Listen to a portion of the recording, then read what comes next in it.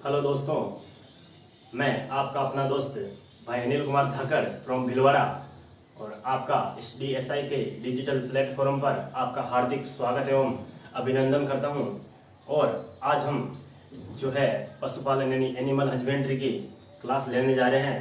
तो बहुत ही अच्छा इंटरेस्टिंग सब्जेक्ट है और आप सभी यदि अपनी इच्छा से पढ़ोगे तो बहुत ही अच्छा सब्जेक्ट है, बहुत ही अच्छा समझ में आता है और इसमें समझने वाली जैसी कुछ बहुत ज़्यादा टॉपिक नहीं है। और इसमें मात्र लगभग देखा जाए तो 90% जो है हमें रीड आउट करके ही हम उसको याद कर सकते हैं। और बहुत ही अच्छा इंटरेस्टिंग सब्जेक्ट है, तो बहुत ही अच्छा समझ में आएगा और मस्त लगेगा आपको देखना किस प्रकार से मैं एनिमल हस्बेंड्री है जो कि एग्रीकल्चर का तीसरा पार्ट माना जाता है या फिर तीसरा जो है सब्जेक्ट कहते हैं या फिर तीसरा जो पार्ट है वो है अपना एग्रीकल्चर के अंदर अपना एनिमल हस्बेंड्री। तो लीजिए, मैं आपके लिए एनिमल हस्बेंड्री को बहुत ही आसान तरीके से पढ़ाने जा रहा हूँ। ध्यान से पढ़े। और सबसे पहले हम पशुपालन की बात की जाए तो सबसे पहले पशुपालन शब्द देखा जाए तो ये पशुपालन है। तो पशुपालन देखते ही पता चल रहा है कि जो पशुओं को पालेगा वो क्या कहलाएगा बच्चों? पशुपालक कहलाएगा। क्या कहलाएगा? पशुपालक। क्या हुआ अर्थ? जो पशु को पालेगा उसे पशुपालक कहेंगे।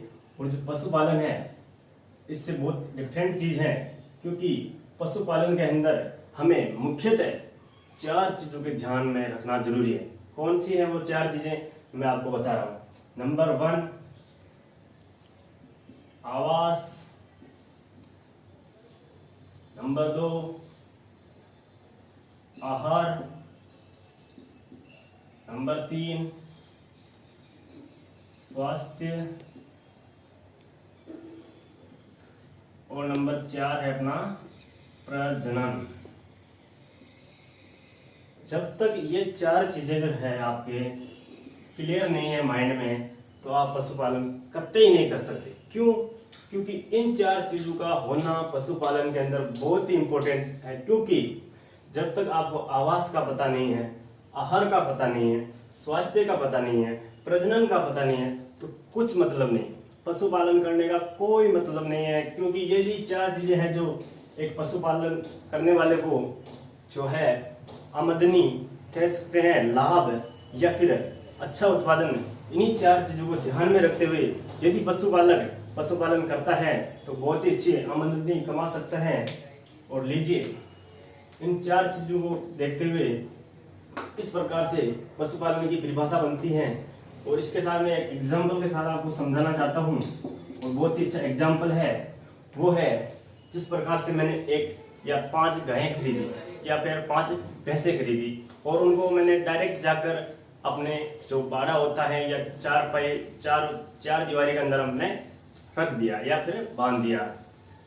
सुबह गए, चारा डाल के आ गए, सूखा, कोई मतलब नहीं, दिन में गए नहीं, पानी पिला के आ गए, चारा डाल के आ गए। शाम को गए, जैसे ही गए दूध की बाल्टी लेके, मतलब दूध निकालने के लिए हम बाल्टी लेके गए। जाते ही हमने देखा दूध निकालते, दूध निकाला, कितना निकला? 1 या 2 केजी। 1 या 2 केजी निकला। तो हमने दिमाग में आया, यार क्या करें यार, जो 1-2 केजी में ही अपना पशु है वो दे रहा है, जबकि बहुत सारे पशुपालक फार्म है, वहां पर जो गाय भैंस है 10-10 लीटर, 20-20 लीटर, 50-50 लीटर तक दूध दे देती हैं। तो उसका यही कारण है बच्चों कि अपन अच्छी तरीके से पशुपालक जो है उनका जो है ध्यान नहीं रखता है। यदि इन 4 चीजों का ध्यान रखते हुए जो फार्म हाउस है वगैरह उनमें इन्हीं 4 चीजों का ध्यान रखते हुए जो पशुपालक है वो पशुपालन करता है, इसलिए उनका जो है दूध उत्पादन बहुत ज्यादा होता है और अधिक से अधिक उनको लाभ मिलता है। तो बच्चों, एक मैं जो है परिभाषा, जो पशुपालन की जो परिभाषा है उसको बहुत ही अच्छे शब्दों में लिखकर बताया है।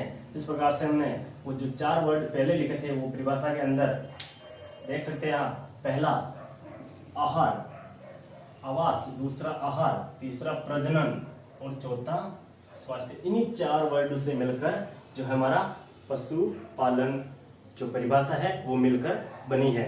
तो हम कह सकते हैं कि पशुओं के प्रबंधन की एक ऐसी कला, कौन सी कला?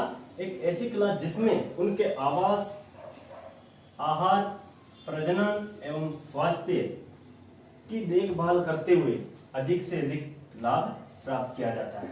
सीधी सी बात है, इनका ध्यान रखेंगे तभी तो हम है अधिक से अधिक क्या कर सकते हैं, लाभ प्राप्त कर सकते हैं।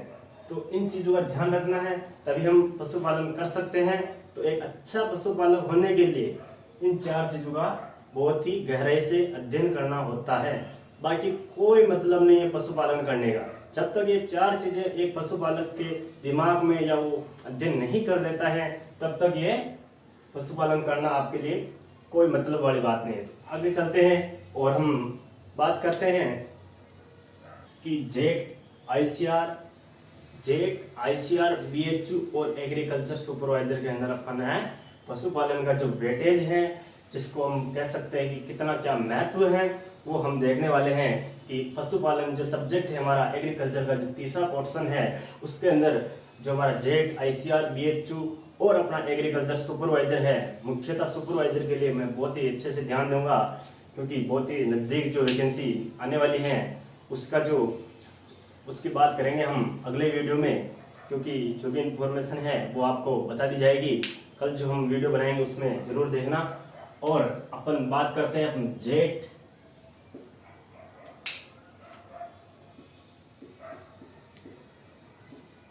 ICAR, BHU और एग्रीकल्चर सुपरवाइजर।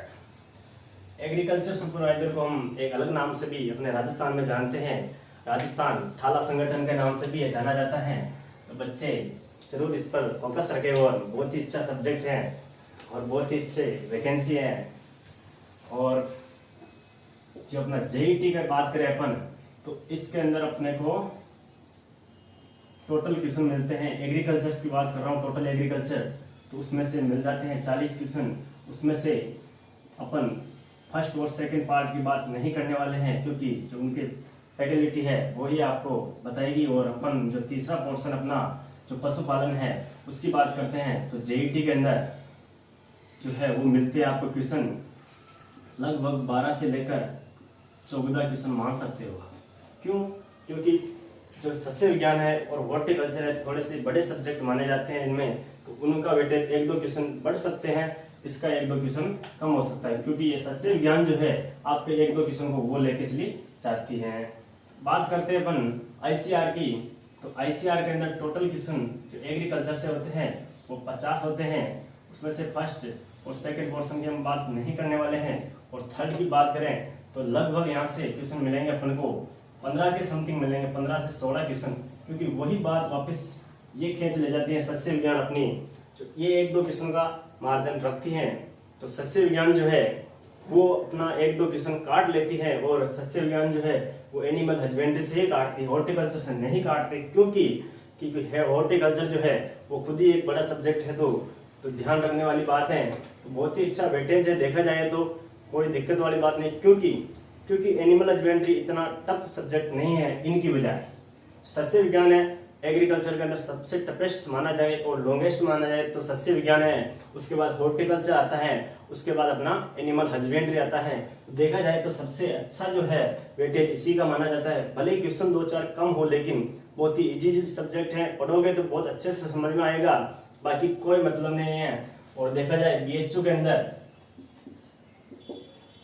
के अंदर भी लगभग इससे कम क्वेश्चन देते हैं, क्योंकि इनसे सस्य विज्ञान हॉर्टिकल्चर से ज्यादा क्वेश्चन मिलते हैं। लगभग इसमें 10 से लेकर 12 क्वेश्चन, या फिर 12 की जगह 13 कर सकते हो, इतने क्वेश्चन मिल जाएंगे आपको। 50 में से 10 से 13 क्वेश्चन मिल सकते हैं। वही बात इसमें भी सस्य विज्ञान या हॉर्टिकल्चर आपके जो 2-4 क्वेश्चन है वो लेके चले जाती है। अब बात करते हैं अपन एग्रीकल्चर सुपरवाइजर की, तो यहाँ ले लेता हूँ एग्रीकल्चर सुपरवाइजर को।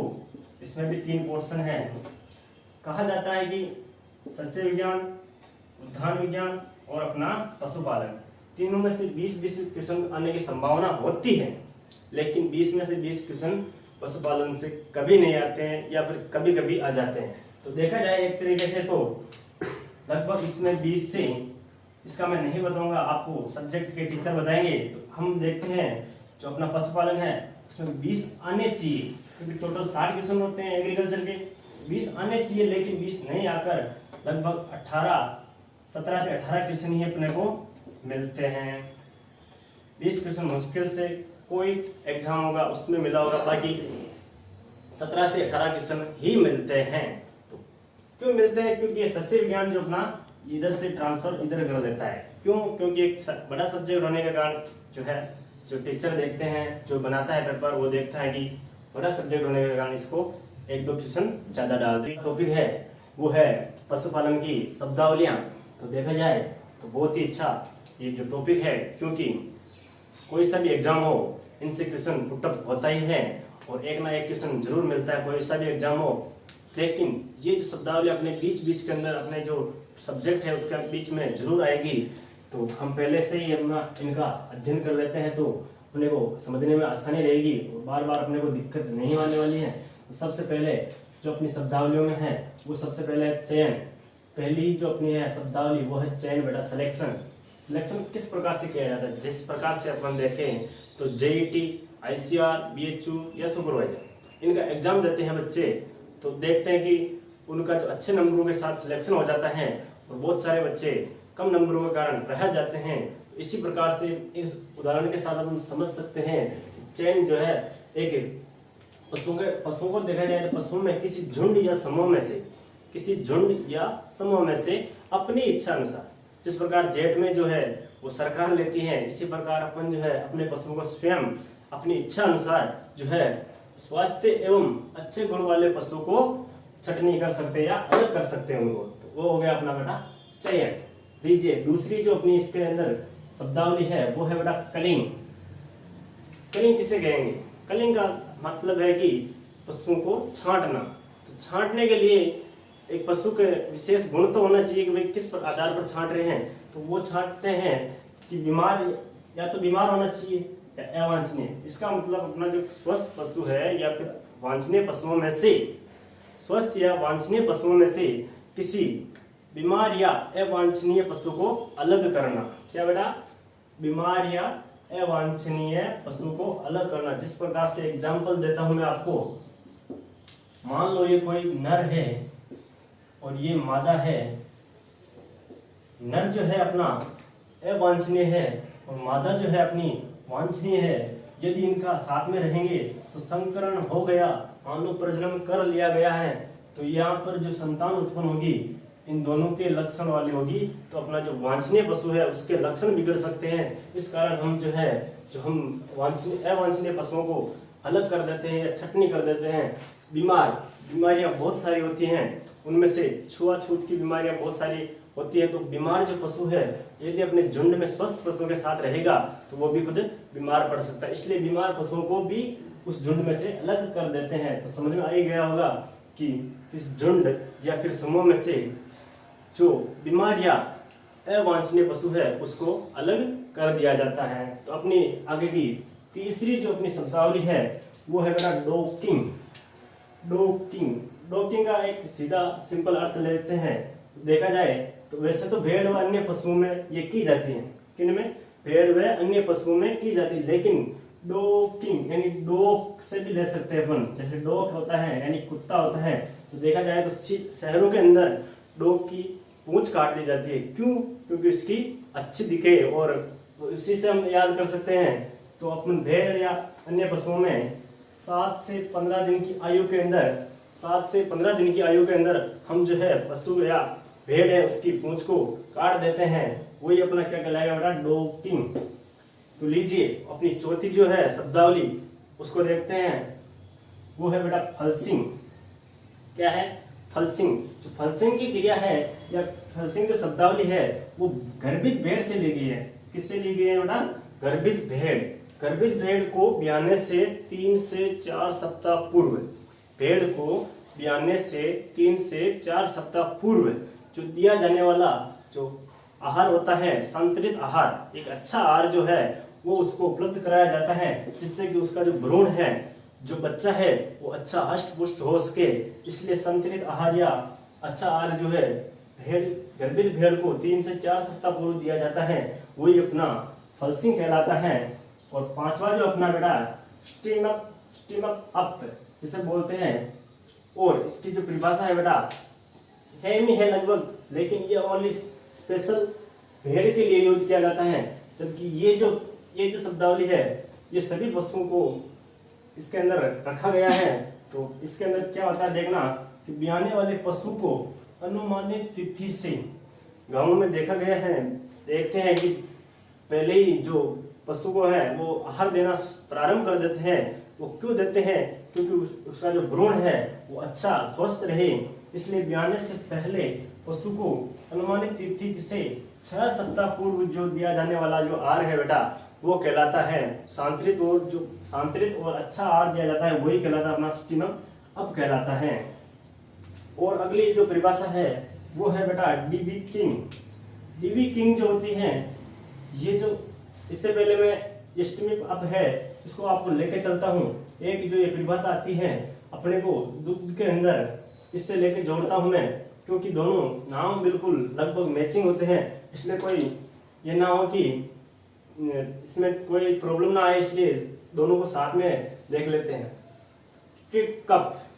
स्ट्रिक्ट कप का मतलब होता है बेटा ये जो क्रिया है वो थनैला रोग के परीक्षण हेतु की जाती है, और दुग्ध दोहन है उससे पूर्व हमें ये जो क्रिया कर लेनी चाहिए। कम से कम 1 सप्ताह में एक बार जो है इस क्रिया को करना जरूरी है, जिससे कि हमें पता चल सके कि जो दूध जो थनैला है जो रोग है इसका हमें पता चल सके। तो ये हो गया स्ट्रिक्ट कप हो गया। और अपन छठी परिभाषा वापस इधर से आते हैं। तो डीबी किंग जो है वो बेटा मुर्गियों की एक क्रिया की जाती है, मुर्गियों के अंदर वो क्रिया है मुर्गियों में की जाती है। और मुर्गियों में 1 माह की आयु में, कितने माह की? 1 माह की आयु में की जाती है। और इसमें कुछ नहीं करना होता है, मुर्गियों की जो चोंच है उसको नीचे वाली चोंच और ऊपर वाली चोंच दोनों को काटा जाता है। उसका अनुपात क्या होता है वो मैं आपको बताने जा रहा हूँ। तो सीधी सी परिभाषा है। और एक चीज यहाँ देखनी चाहिए, देख सकते हैं जो 7 से 15 डे की बात करते हैं, तो एग्जाम के अंदर यदि क्वेश्चन आ जाए 1 से 2 सप्ताह तो भी राइट होता है। तो बच्चे बहुत सारे जो देखते ही परेशान हो जाते हैं कि हमने पढ़ा था 7 से 15 दिन, लेकिन वहां क्या आ गया 1 से 2 सप्ताह आ गया। तो ध्यान रखिए। वो तो डीबी किंग जो बात करते हैं मुर्गी की चोंच की बात की जाती है। तो इसके अंदर ऊपरी चोंच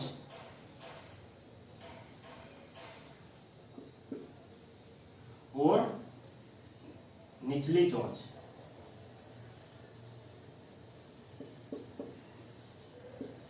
दो प्रकार की जैसे चोंच होती है, जो एक तो ऊपर की ओर एक नीचे की ओर।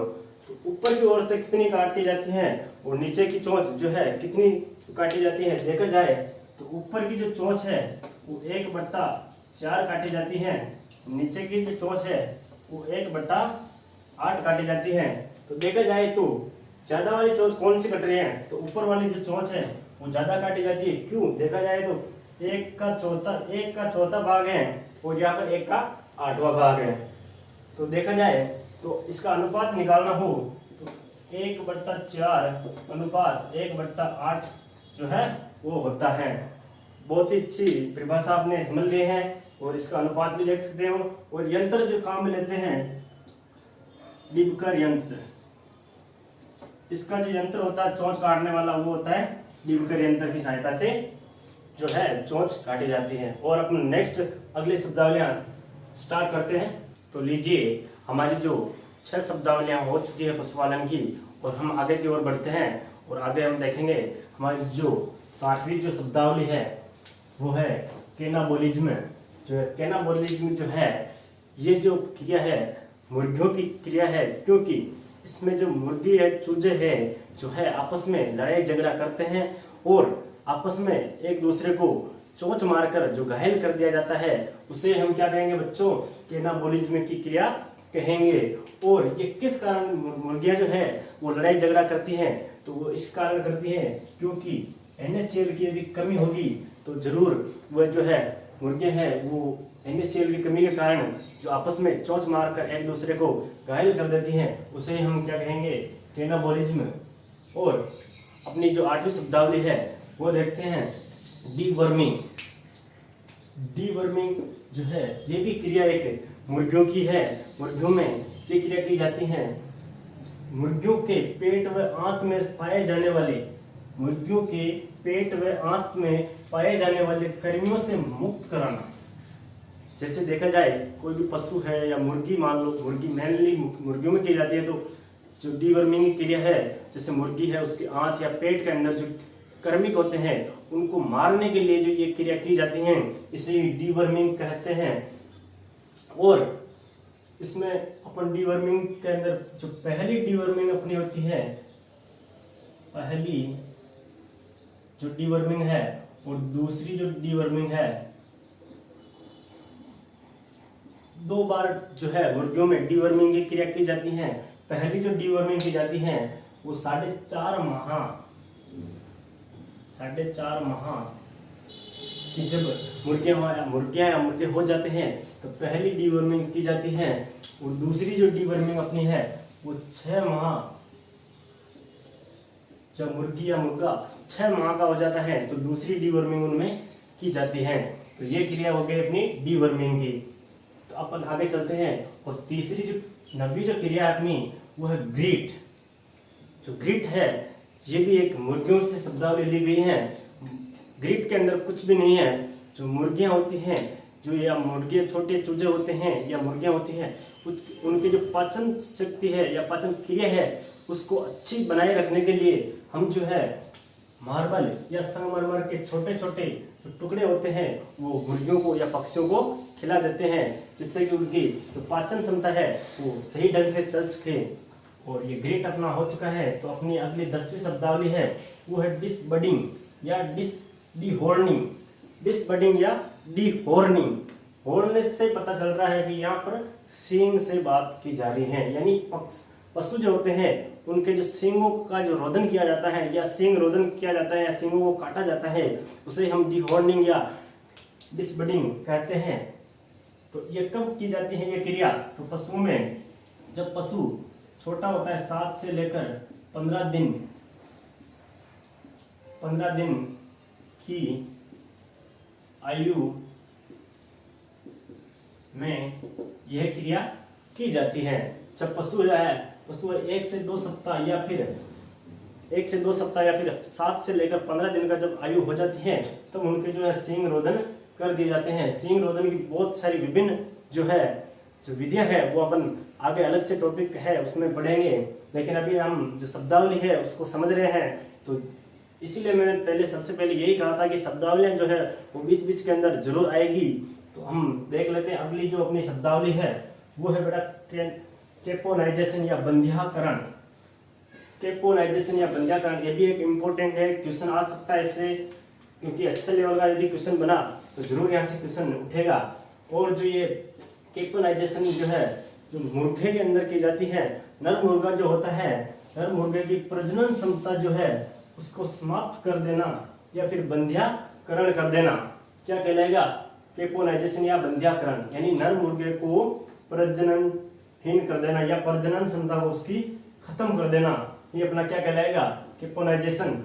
और इसके अंदर जो एक हार्मोन यूज किया जाता है जो केपोनाइजेशन करने के लिए, वो अपना जो है वो डाई इथाइल स्टील वेस्टोल हार्मोन का उपयोग इस बंध्याकरण के अंदर या केपोनाइजेशन के अंदर कर देते हैं। डाई इथाइल स्टील वेस्टोल हार्मोन का उपयोग करते हैं।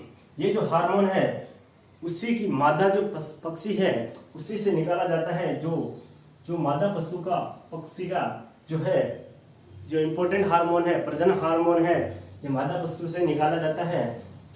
और अगली जो अपनी शब्दावली है 12वें नंबर की वो है डाउन कवर। डाउन कवर के अंदर कुछ भी नहीं है, बस इतना सा है, पशु जो ब्याने से 15 दिन पूर्व, जब पशु ब्याने की एज आ जाती है, जब पशु ब्याने वाला है उससे मात्र 15 दिन का जो पूर्व अनुमान लगाया जाता है वही अपना डाउन कवर कहलाता है। और 13 नंबर की जो अपनी शब्दावली है वो है कास्टिंग। कास्टिंग जो है उसमें कुछ भी नहीं है, जैसे मानो कि विभिन्न क्रियाएं करने के लिए, जैसे इंजेक्शन लगाना हो, सर्जरी करनी हो, खुर काटने हो, इंजेक्शन लगाना हो, सर्जरी करना हो, या बुल नोज या बुल रिंग जो है वो पहनानी हो, तो पशु को जमीन में बाईं ओर गिरा कर जो क्रियाएं की जाती है, ये सभी क्रियाएं किसके अंदर आती हैं? वो अपने आती हैं कास्टिंग के अंदर। अपन 14 नंबर की जो शब्दावली है 14वें नंबर की, वो अपना बॉयलर। बॉयलर ये भी एक मुर्गों से संबंधित है। तो बॉयलर के अंदर आप कुछ भी नहीं करते हैं। बॉयलर जो है वो अपना जो मांस के लिए जो मुर्गे पाले जाते हैं, जो मांस के लिए मुर्गे पाले जाते हैं उनको बॉयलर कहा जाता है। और जो मांस के लिए उपयुक्त जो उम्र होनी चाहिए चूजों की, वो होनी चाहिए 6 से 8 सप्ताह के चूजे, 6 से 8 सप्ताह के चूजे, ठीक है। 6 से 8 सप्ताह के चूजे होने चाहिए। और ये जो चूजे हैं उनका जो वजन होना चाहिए 6 सप्ताह जब हो जाए, 6 सप्ताह का जब हो जाए तो उसका जो ये है वजन है वो 1.5 kg यानी 1.5 kg का जो है वो मुर्गे का वजन हो जाना चाहिए, तब वो सही माना जाता है बॉयलर के लिए। और जो 9 से 12 सप्ताह का जो चूजे होते हैं उनको रोस्टर्स कहा जाता है। तो रोस्टर कहा जाता है किसे?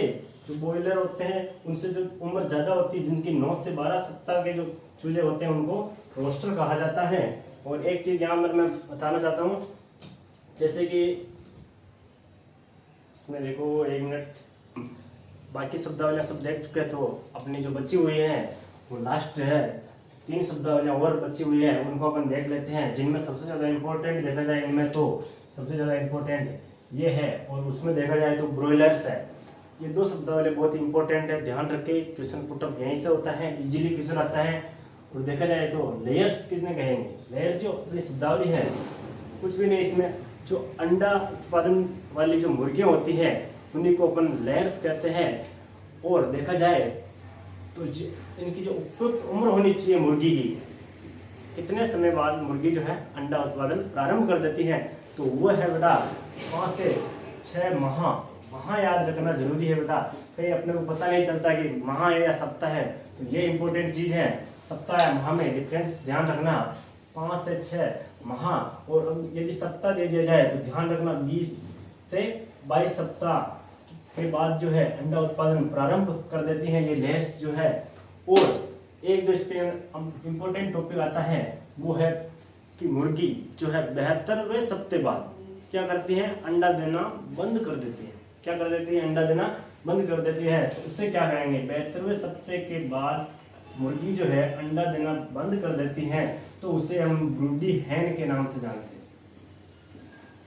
ब्रूडी हैन, समझ में आ गया? ब्रूडी हैन, कभी कभी लॉजिक क्वेश्चन डाल देते तो ध्यान रखें, ब्रूडी हैन 72वें सप्ते के बाद जो मुर्गी अंडा देना बंद कर देती है उसे ब्रूडी हैन के नाम से जाना जाता है। और अपनी जो अगली जो शब्दावली है वो 16वें नंबर की है, डम्ड पेल। यानी डम्ड पेल जो है वो कुछ भी याद नहीं रखना, इसमें रटना होगा। डम्ड पेल जो है छोटे मुर्गे की जो बाल्टी होती है दुग्ध दोहन के लिए, उसे ही हम जो है डम्ड पेल कहा जाता है। खुरहरा या ग्रूमिंग, 17वीं जो शब्दावली है खुरहरा या ग्रूमिंग।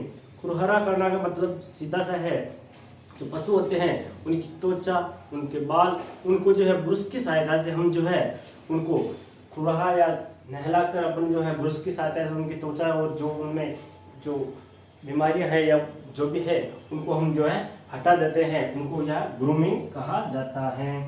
तो अपनी जो ये शब्दावलियाँ यहीं समाप्त होती हैं। और जो मैं कहना चाहूँगा कि अपना जो DSI जो चैनल है उसको लाइक करें, सब्सक्राइब करें और जल्दी से जल्दी वीडियो को देखें और शेयर भी करें। ध्यान रखें, बहुत ही अच्छा सब्जेक्ट है, बहुत ही अच्छी क्लास जो है मैं लेने वाला हूँ। अगली जो क्लास अपनी जो होने वाली है वो बहुत ही महत्वपूर्ण होने वाली है। इसके अंदर अपन जो क्वेश्चन जो देखेंगे, जो अपन जो शब्दावली जो पढ़ी है उनका जो क्वेश्चन है वो आराम से 2-4 क्वेश्चन अपन सेट करके देखेंगे किस प्रकार से एग्जाम के अंदर क्वेश्चन पूछे जाते हैं और किस प्रकार से अपन जो अपन है खुद है वो बना सकते हैं। घर पर भी आप बना सकते हैं जरूर। कल जो है अपना जो वीडियो है उसमें आप खुद क्वेश्चन बना सकते हैं, कमेंट कर सकते हैं। और बहुत धन्यवाद मेरे वीडियो को पूरा देखने के लिए। Thank you so much.